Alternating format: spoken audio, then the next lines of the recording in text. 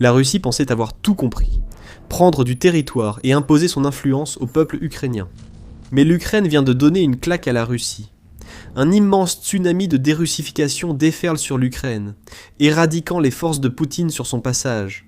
Les terres occupées sont reprises. L'influence russe touche à sa fin. Quelque chose a commencé, et la Russie ne peut rien y changer. Cette chose, c'est une poussée. Au cœur du sud-est, les forces ukrainiennes éliminent les soldats russes de tous les côtés. Les zones grises sont nettoyées, puis l'Ukraine reprend des villages que la Russie croyait à l'abri. C'est une contre-attaque, oui, et elle est tôt menée pour établir une défense solide contre une offensive russe, qui arrivera au printemps, comme vous l'apprendrez si vous continuez à regarder. Mais il se passe quelque chose de plus profond. Pour l'Ukraine, il ne s'agit pas seulement de reprendre du territoire, il s'agit d'expulser l'influence russe. Il s'agit de montrer à Poutine que, peu importe à quel point il essaie, l'Ukraine rejette la russification à chaque occasion. Tout a commencé avec les zones grises. Traditionnellement, une zone grise désigne un espace où l'hostilité existe sans atteindre le seuil d'un véritable conflit entre États. Pensez aux incursions que les drones et les avions de chasse russes ont effectuées dans l'espace aérien de l'OTAN au cours des derniers mois. Et vous voyez l'idée. En Ukraine, la zone grise est différente. Aucun camp ne contrôle réellement cette région, malgré les affirmations fréquentes de la Russie. Il y a des poches de conflit. Mais l'objectif russe est de brouiller la situation pour permettre à Poutine de revendiquer des victoires de propagande sur des territoires que la Russie ne contrôle pas vraiment. La Russie crée ces zones grises en infiltrant de petites unités derrière la ligne de front ukrainienne. Une fois à l'intérieur, ces unités s'enterrent, attendant soi-disant des renforts, mais trouvent souvent la mort quand les forces ukrainiennes les rattrapent. Pourtant, le chaos règne dans ces zones et offre à la Russie des occasions de russifier, affirmant que l'Ukraine est impuissante à stopper ce que Poutine veut présenter comme une avancée irrésistible. Rien n'est plus faux. La campagne de dérussification de l'Ukraine dans le sud-est en est le parfait exemple. Tout a débuté avec le nettoyage des zones grises dans le sud-est de l'Ukraine, selon Euromaidan Press, du 25 février.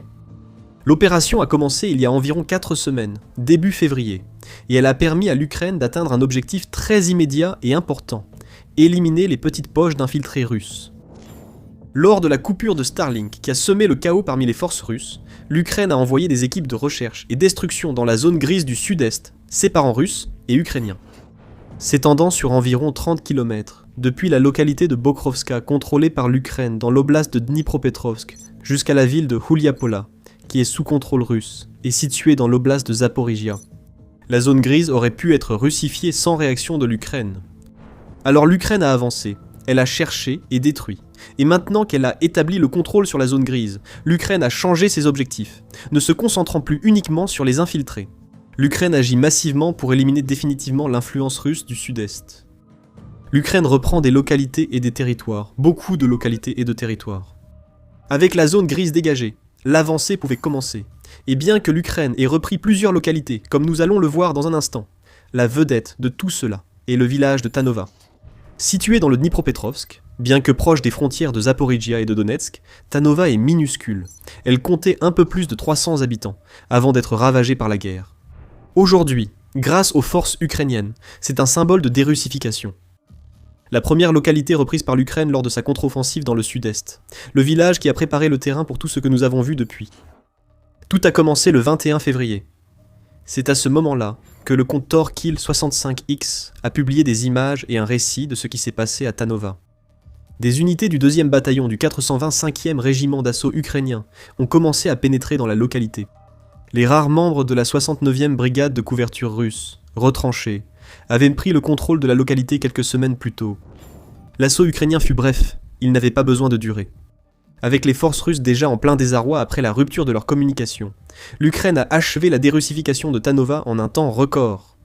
Après avoir pris le contrôle de la localité, l'Ukraine s'est préparée à avancer plus au sud-est, avec Berezova à l'ordre du jour. Tanova était un signe pour la Russie. Selon Euromaidan Press, la reprise de ce village par l'Ukraine montre que le nettoyage de la zone grise est devenu une nouvelle campagne. Une campagne visant à repousser les Russes du plus grand nombre de localités du sud-est pour les libérer de l'influence russe et anticiper la nouvelle russification prévue par Poutine au printemps. Il n'aura pas fallu longtemps avant que l'Ukraine commence à avancer plus en profondeur. Mais au moment même où les forces ukrainiennes avaient de repousser les Russes hors de Tanova, la Pravda rapportait que l'Ukraine avait également repoussé les occupants près de la localité de Kalinivska. Le 24 février, à peine 3 jours après l'annonce de la libération de Tanova, l'Ukraine avait libéré 8 localités lors d'assauts éclairs que la Russie n'a pas pu arrêter. Radizna, Andreevka, Nachaïvka, Ostopivska et Nova Zaporizhia sont toutes retombées entre les mains de l'Ukraine. Selon RBC Ukraine, il n'y avait aucune preuve de la présence russe dans ces localités pendant les 2 semaines précédant le 24 février. Tanova a donc peut-être été la première localité libérée dont nous avons entendu parler, mais il semble que ce n'était pas la première localité que l'Ukraine a reprise. Ce que nous voyons ici, c'est une campagne de dérussification des localités qui semble avoir commencé en même temps que l'opération de nettoyage de la zone grise. Et à bien des égards, cela a du sens. Les infiltrés russes auraient choisi les ruines des localités comme cachette. En éliminant ces infiltrés, l'Ukraine libérait des villages et villes, détruisant peu à peu l'influence russe dans le sud-est. Au 23 février, le commandant en chef de l'armée ukrainienne, Oleksandr Syrski, rapportait que l'Ukraine avait libéré environ 400 km², soit environ 154 000 carrés de territoire. Gardez ce chiffre en tête. J'expliquerai bientôt son importance. Pour l'instant, cela signifie quelque chose de très simple pour la Russie. 4 mois d'infiltration anéantis en 3 semaines de campagne de dérussification en Ukraine. C'est selon Clément Milan, un analyste militaire français, qui a cartographié ce que l'Ukraine avait fait le 21 février, juste à la veille de l'annonce de la libération de tant de localités du sud-est de l'Ukraine. Milan a indiqué que des images satellites et la forte hausse des bombardements ukrainiens sur les positions russes montraient que le nettoyage était devenu une dérussification. Milan a recensé 3000 bombardements supplémentaires vers le redéploiement, indiquant que l'Ukraine a repris la plupart des positions défensives qu'elle détenait en 2022 dans ce secteur. Un fossé anti-chars, des barbelés et des dents de dragon sont revenus à l'Ukraine, offrant la base de fortifications qui déchireront la Russie au printemps. Grâce aux cartes des tirs et frappes aériennes, Milan a montré que l'Ukraine avançait et que la Russie reculait dans le sud-est. Les frappes d'artillerie de la Russie se sont pratiquement arrêtées, ce qui est une indication claire que les forces qu'elle avait stationnées dans les localités que l'Ukraine a libérées ne sont plus à portée. En somme, ils ont été repoussés, et l'Ukraine continue de tirer. Cette situation profite à l'Ukraine. La Russie a perdu en 3 semaines au moins 4 mois d'infiltration derrière les lignes, dit Milan, ajoutant « Cela donnera du temps pour renforcer les défenses de Pokrovsk et l'autoroute H15 vers Zaporizhia ». Milan conclut son rapport en annonçant d'autres avancées. Avec une carte, il trace une ligne blanche indiquant où l'Ukraine pourrait dérussifier le sud-est. Cette ligne blanche, déjà protégée par des barbelés, doit désormais être entièrement contrôlée par l'Ukraine pour renforcer ses défenses et repousser la zone grise plus loin sur le territoire que la Russie pensait tenir. Ce n'est pas une simple contre-offensive ukrainienne, mais une vaste configuration du champ de bataille due en grande partie à la rupture des communications de l'armée russe. Avant d'aller plus loin, vous regardez The Military Show. Abonnez-vous si ce n'est pas déjà fait. La campagne de dérussification du sud-est de l'Ukraine a commencé début février, car c'est précisément à ce moment-là qu'Elon Musk et SpaceX ont finalement décidé d'agir contre les terminaux Starlink illicites que la Russie utilisait pour coordonner ses assauts. Selon Euromaidan Press, ces terminaux de contrebande étaient utilisés sur toute la ligne de front de 1100 km, et la Russie les utilisait pour coordonner ses unités et mener des frappes de drones. Tout a disparu après la coupure de Starlink. Et pour aggraver les choses, rien de moins que Poutine lui-même a décidé quelques jours plus tard qu'il serait judicieux de restreindre l'accès à l'application de réseau social Telegram. Pour préserver son influence, Poutine a privé ses soldats du seul canal de communication qui aurait pu compenser, en partie, la perte de Starlink. L'armée russe était, et est toujours, en ruine. Les centres de commandement ne coordonnaient plus les assauts. Les infiltrés dans les zones grises ont perdu contact avec leur soutien. Les unités d'assaut russes étaient perdues et effrayées. Ils ne pouvaient qu'attendre, espérant de l'aide pendant que les drones ukrainiens approchaient. Sans Starlink, toute la ligne sud-est de la Russie s'est effondrée, et l'Ukraine en a pleinement profité. 8 localités ont été libérées, et ce n'est pas fini. Les terres occupées ont été reprises. La dérussification peut commencer. Si c'était une partie d'échec, la décision de Poutine de saisir Telegram juste après avoir perdu Starlink reviendrait à jeter sa dame. Le roi est exposé et acculé tandis que l'Ukraine avance. Une vieille blague dit de ne jamais jouer aux échecs avec un pigeon. Pourquoi ?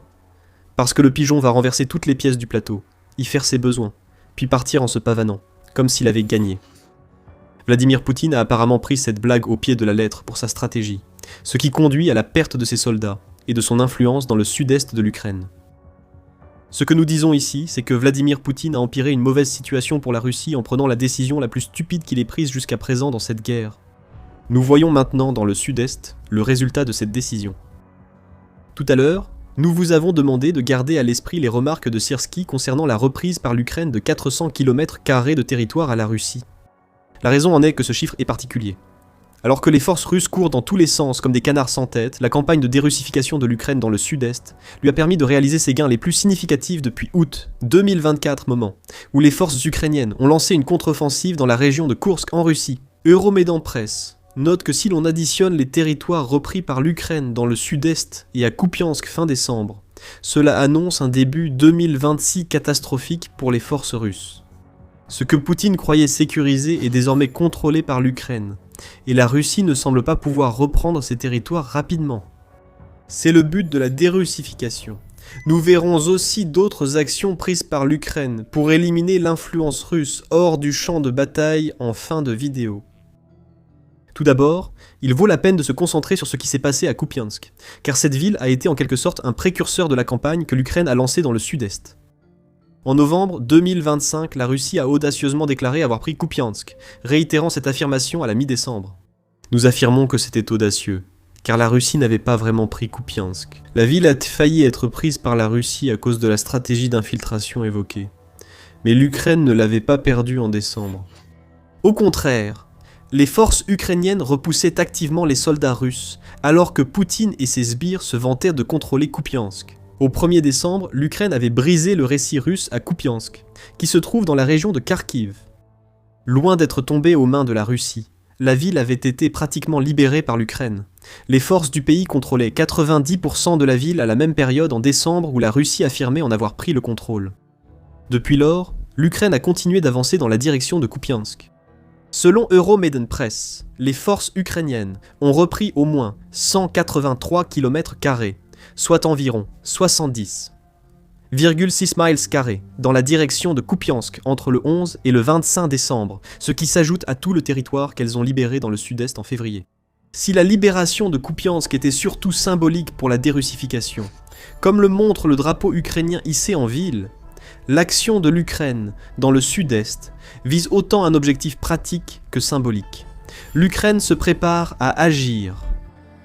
Le 9 février, le Kiev Post a indiqué que les observateurs ukrainiens et internationaux s'accordent à dire que la Russie cherche à accumuler des réserves stratégiques pour lancer une offensive majeure dans l'est et le sud de l'Ukraine. Une partie de l'offensive vise Donetsk, où la Russie cherche à dépasser Pokrovsk et avancer vers la ceinture de forteresses.